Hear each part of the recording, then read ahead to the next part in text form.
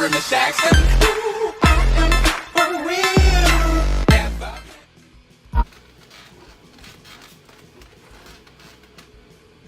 Hi guys, and welcome to story time. No, I'm just kidding. That's not how I'm going to start those. Okay, so I've got a little bit of a story time for you guys, and this may come as a little bit of a shock to you guys. I don't know if it will. Maybe you'll be like, oh yeah, totally knew that. I could tell right off the start. Maybe you didn't. But this story time is why I fired my therapist. Now, I know in previous videos I told you guys that I see a therapist and a psychiatrist regularly, and that was true. Until recently. I've recently fired my therapist and their entire practice, and picked up a new therapist. Now, I haven't started with her yet. I plan on making a little vlog the day of. I am still sick, so I apologize in advance. So, I did take some notes down, as usual, you know, brain stuff. So, why I fired my therapist. I've been seeing the same therapist since April of 2018. Prior to that, I was seeing a friend, well, who I considered a friend. I still consider her a friend, but she's a therapist as well. So I was seeing her and talking about problems that were going on at the time to her, and then she noticed that maybe I needed some more help. So I sought out a new therapist, somebody I didn't know, somebody who, you know, wasn't involved in my life and would have a little bit more of a blank slate, I guess. And the place I went only had one person, well, two people available taking new clients. One of them I knew. The second one I didn't know. So I chose the second one. Well, from the beginning, I felt that there was just an odd connection. Unlike my previous therapist, I always felt just a little disconnected. And I always felt like we were jumping from one subject to another and never really solving anything. And I know that therapy takes years and years and years, guys. I understand that. I know you're not going to just walk in the door and 60 minutes later walk out and be like, I'm a whole new person. But I did expect to feel more and to feel better. But instead, I left almost every session feeling worse than I had when I got there. And that's pretty bad when some of those days I went there not wanting to be alive. Now, that being said, this may be a triggering video for some of you, but this is also a mental health video, so you've got to be understanding that this is where what we're gonna talk about. So I'm gonna start off by saying suicide hotline number 1-800-273-8255. Again, 1-800-273-8255. Use it if you need it. Share it if you want. You can help somebody. Next thing. When I said that I didn't want to be alive, it didn't necessarily mean that I wanted to die. It just meant that as I was living, I didn't feel like I was existing. I didn't feel a sense of self.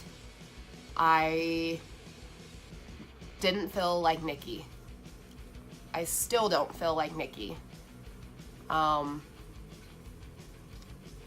It's kind of a hard thing to explain to people, and some people will understand it, some people won't.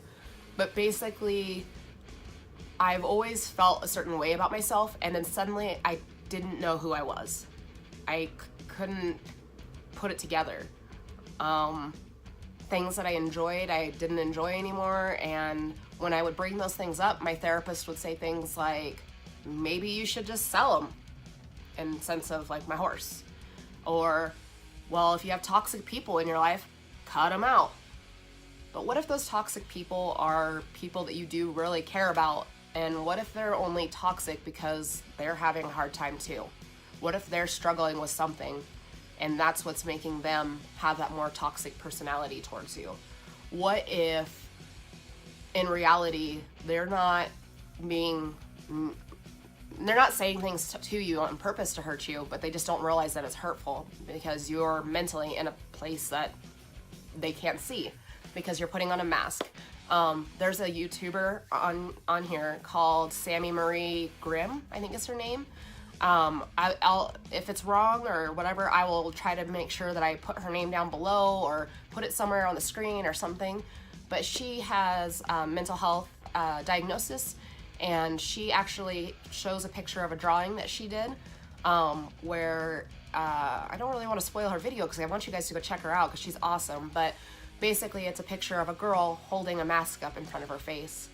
And the thing that I found interesting about that is that I have almost an identical drawing in my journal. Hold that thought. So as I'm telling this story time, I'm going to see if I can find that drawing because I actually have my journal by me. I try to log my feelings and stuff as I need to. I found that if I write it down, it usually helps with how I'm feeling and processing it, or what I think I'm feeling and processing it. Here we go. So she had a drawing, and this was, let me see, this was drawn somewhere 6/25 of 18.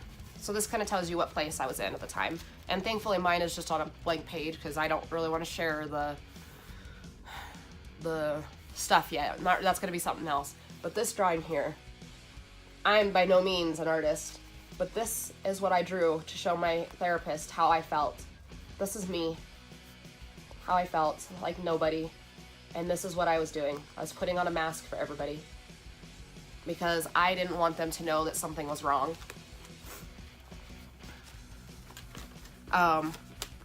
So like I said, Sammy Marie Grimm, I'm pretty sure is what her name is. Go check her out. Go subscribe to her. She's awesome.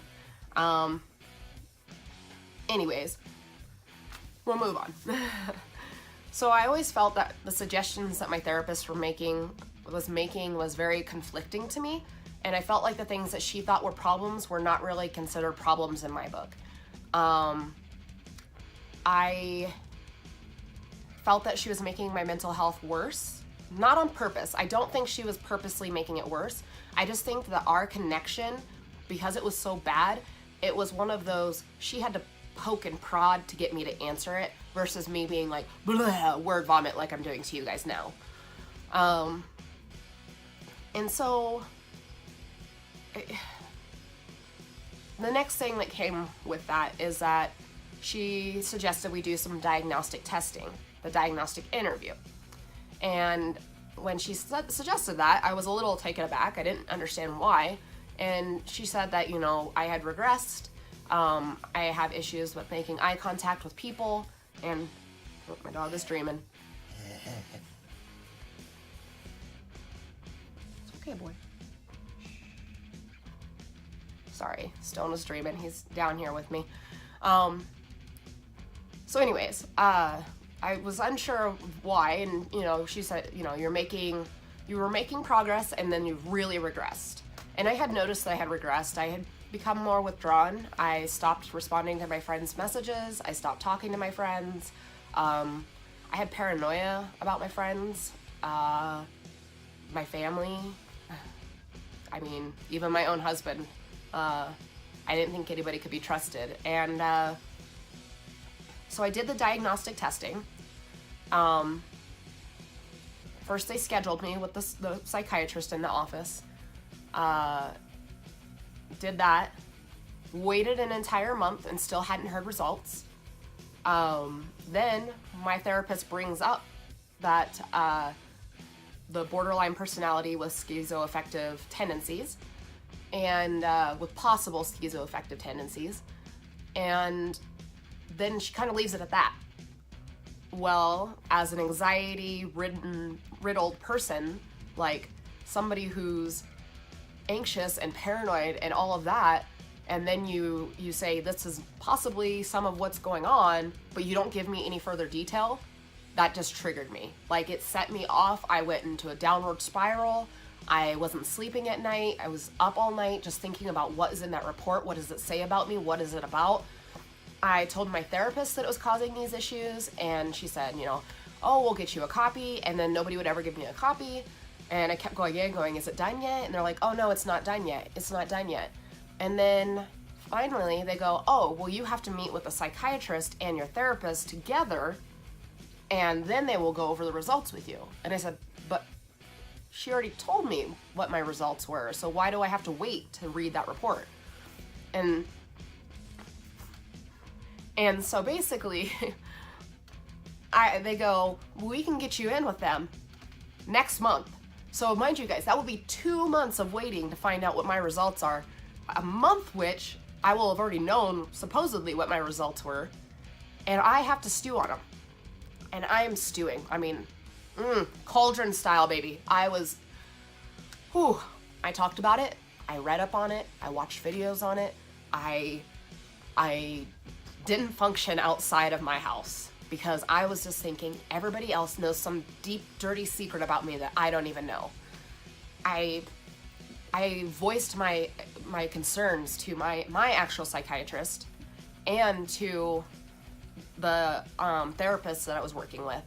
And she just changed the subject to something else and said, well, it's policy that you meet with him, blah, blah, blah, blah. And I was like, okay. So they ended up moving up my appointment by 1 week. That's as soon as they can move me up. Meanwhile, like I said, I wasn't sleeping at night, which was making me even more irritable, more agitated, more emotional. I was crying all the time. I mean, I was having another breakdown, all because they wouldn't release my medical record, my record. So when the time came, I did go in. I learned they told me exactly what they had read me in the report prior. They gave me a copy of the report. I was allowed a half hour with them, and then I kept it pretty simple. I was pretty PO'd. Then I spent the next half hour with my therapist and didn't say a word to her because honestly, at that point, I was just done. And at the end of that session, I walked out. The lady at the front desk opened up the window and I said, I'd like to cancel all of my appointments from this point forward. Thank you. And I walked out. I was done. I am done. So, were there any positives? Well, there were. I learned that I hold on to things, and that I always want to protect people. I learned more about my postpartum depression, and I did in a way learn things about myself. Like the fact that something like that made me so angry that I was able to just basically walk in, remain calm, and then at the end of the day, walk out and be done with them. And not say, no, this is me. This is all my fault that this happened. No, this was not me. This was clearly a misjudgment on their part of what I was able to handle. I was not capable of handling that kind of stress, that kind of teaser, I guess. And I think that their policy is honestly a little bit barbaric. Like, as soon as they get the report is when they should go over it. Like, as soon as it's done, as soon as it's typed, that's when we should address it. And that way it's not bearing on that person's soul the entire time. So, with that being said, I know this kind of turned into a little bit of a ranty video, but that's just the way my mind works sometimes. This is a very strong subject to me. If you would like to learn more or would like to see more specific videos, please comment down below. And as for seeing a new therapist, I'll see a new one on Monday, which is November 12th, 2018. And hopefully she's in a different office. Hopefully we can have a better connection. And if not, I will just keep searching for the right therapist for me. Somebody that I feel that I can bare my soul to, besides you guys, obviously. Because I do know that I have things that I need to handle and that I've gone through some really terrible things in the past year and a half, 2 years. I've lost a lot. I've lost a lot. And I don't think that the people responsible realize just how much that I've lost. And I think that there's still a lot that I haven't even really discovered that I've lost. I still very much feel like that person in the drawing that I showed you. There's another drawing that really speaks to my soul, but I don't know if the original person would let me use that. I will maybe contact them and see if they'll let me use it in a video, and then we could talk more about it. But hopefully this was a good story time for you guys of why I fired my therapist, and yeah, let me know. Have you ever fired a therapist? If so, why? Leave it down below. Or if you have a therapist and you really enjoy them, what is it specifically you like about them? Let me know. Thank you so much for watching. Please be sure to like, comment, and subscribe, and ring the little bell icon so you don't miss a beat. Thanks, guys. Bye! Feel just like a rock star.